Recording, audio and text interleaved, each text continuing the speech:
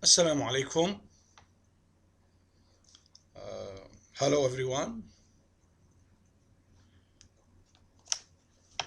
Our lecture for this day is the novel The Great Gatsby. I will divide the lecture into two parts. The first part deals with the biography of the author, who is the Francis Scott Fitzgerald. We will deal with the important events in his life. As for the second part of the lecture, it will be a summary of the novel, which is considered one of the most important novels in English literature. The Great Gatsby, the third book by Fitzgerald, is considered the most important achievement of his career. This novel of the jazz age has been welcomed by generations of readers.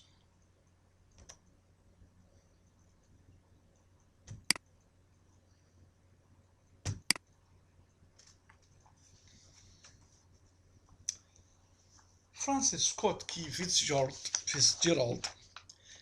1896 to 1940, was an American novelist, essayist, screenwriter, and short story writer. He was best known for his novels depicting the flamboyance and excess of jazz age. During his lifetime, he published 4 novels, 4 collections of short stories, and 164 short stories. He is widely regarded as one of the greatest American writers of the 20th centuries.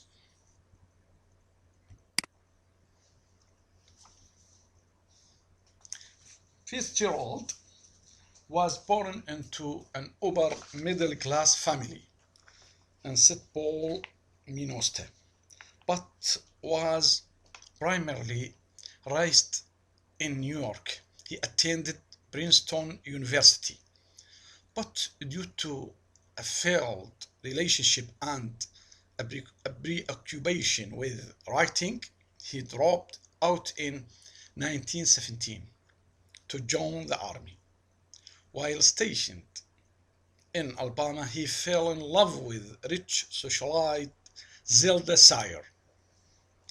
Although she initially rejected him due to his financial situation, Zelda agreed to marry Fitzgerald after he had published the commercially successful This Side of Paradise 1920.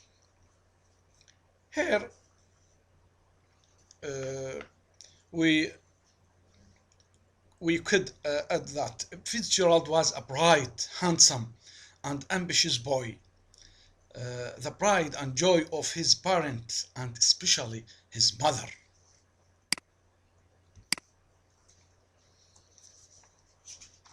In the 1920s, Fitzgerald frequented Europe,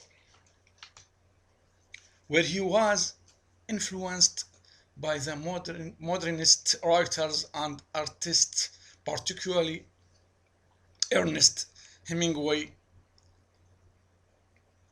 His second novel, The Beautiful and Damned, 1922, moved him into the New York City Eliot. What is the meaning of an Eliot? In political and sociological theory, the Eliot are a small group of powerful people who hold amount of wealth, privilege, political power, or skill in society. To maintain his lifestyle during this time, he also wrote several stories for magazines.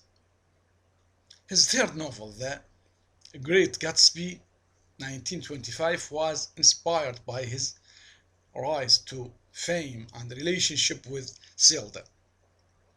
The Great Gatsby is now widely praised, with some even calling it the Great American Novel.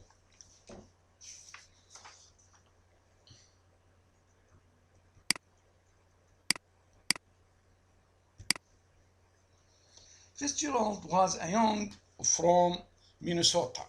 He liked the novel's narrator who went to Yale. He was educated at an Ivy League school, Princeton.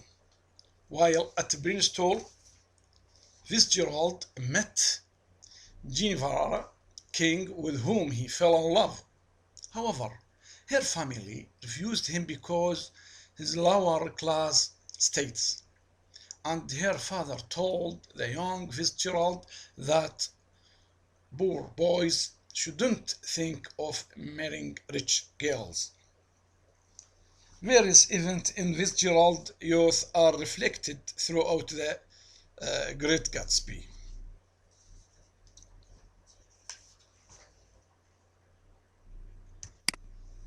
Fitzgerald joined the United States Army and was commissioned as a second lieutenant. He was stationed at Camp Sheridan in Montgomery, Alabama, where he met Zelda Sire. Zelda agreed to marry him, but her parents ended their engagement until he could prove a financial prosperity. Thus, Fitzgerald is similar to J. Gatsby. We understand that always the author, the writer, write something from his life in his novel. In that he fell in love while military officer stationed far from home, and then sought success to prove himself to the women he loved.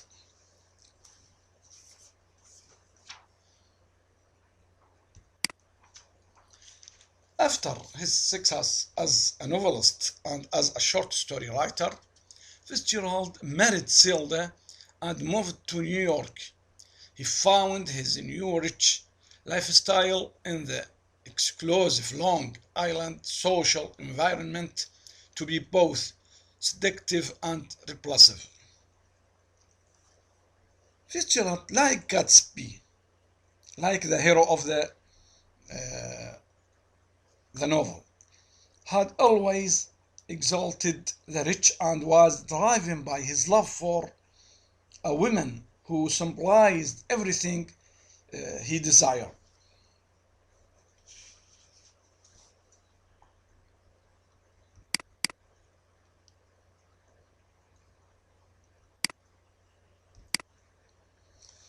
Faced with financial difficulties,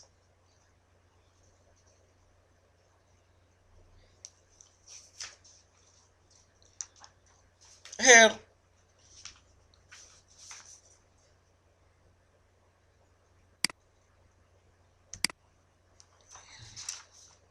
faced with financial difficulties due to the declining popularity of his works, Fitzgerald turned to Hollywood, writing and revising screenplays. After a long struggle with alcoholism, he died in 1940 at the age of 44.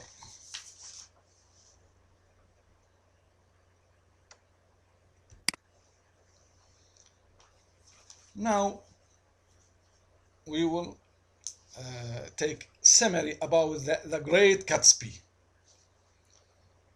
Nick Garway, a young man from Minnesota, moves to New York in the summer of 1922 to learn about the bond business.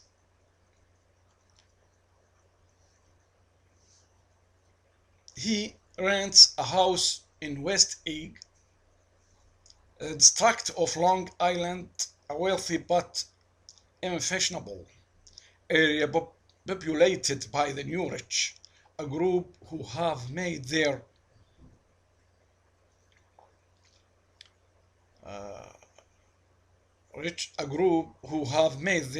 fortunes too recently to have established social connections.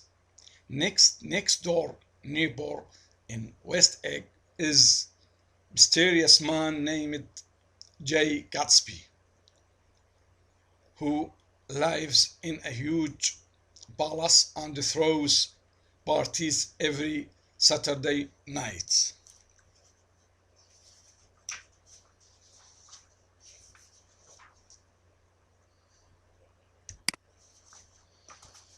Nick drives out to East Egg on one evening for dinner with his cousin Daisy Buchanan and her husband Tom, a classmate of Nick's at Yale. Daisy and Tom introduce Nick to Jordan Baker, a beautiful, sarcastic young woman with whom Nick begins a romantic relationship. Nick also learns a bit about Daisy and Tom's marriage. Jordan tells him that Tom has a lover, Myrtle Wilson, who lives in the Valley of Ish between West Egg and New York City. We discuss something. Nick is like the other inhabitants of West Egg. He was educated at Yale and has social connections in East Egg, a fashionable area of Long Island home to the established upper class. Nick eventually receives an invitation to one of Gatsby's parties. He encounters Jordan Baker at the party, and they meet Gatsby himself. Gatsby asks to speak to Jordan alone, and through Jordan, Nick later learns more about his mysterious neighbor. Gatsby tells Jordan that he knew Daisy in Louisville in 1917 and is deeply in love with her. Gatsby now wants Nick to arrange a reunion between himself and Daisy, but he is afraid that Daisy will refuse to see him if she knows that he still loves her. Gatsby and Daisy re-established their connection and they began affair with help to Nick. Here, look, Nick invites Daisy to have tea at his house without telling her that Gatsby will also be there.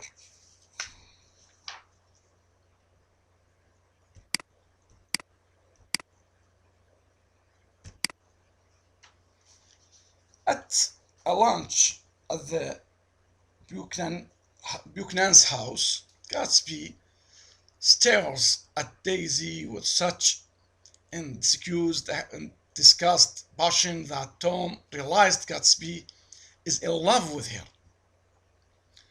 Though Tom is himself involved in an affair, he becomes deeply angry by the thought that his wife could be unfaithful to him. He forced the group to drive into New York City, where he confronts Gatsby in a suite at the Plaza Hotel. Tom asserts that he had Daisy have a history that Gatsby could never understand, and he announced to his wife that Gatsby is a criminal. His fortune comes from bootlegging, alcohol, and other illegal activities. Daisy realized that her allegiance is to Tom and Tom sends her back to East Egg with Gatsby, attempting to prove that Gatsby cannot hurt him. Look, after a short time, Tom grows increasingly suspicious of his wife's relationship with Gatsby.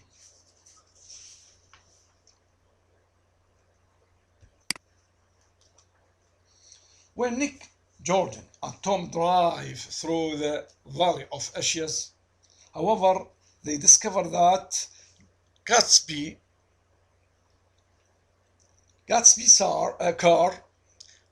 car has struck and killed Myrtle, Tom's lover. They rush back to Long Island, where Nick learns from Gatsby that Daisy was driving the car when it struck Myrtle, but that Gatsby intended to take the blame. The next day, Tom tells Myrtle's husband, George, that Gatsby was the driver of the car. George, who has leaped to the conclusion that the driver of the car that killed Myrtle must have been her lover, finds Gatsby in the pool at his mansion, at his palace, and shoots him dead. He then fatally shoots himself.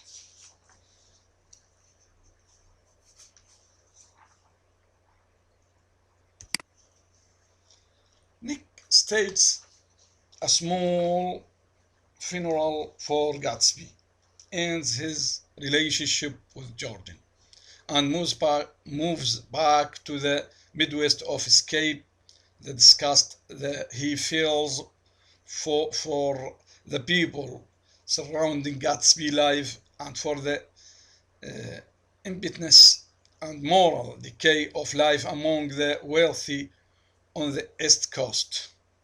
Nick reflects that just as Gatsby's dream of Daisy was corrupted by money and dishonesty, the American dream of happiness and individualism has disintegrated into the mere pursuit of wealth. So Gatsby's power to transform his dreams into reality is what makes him great.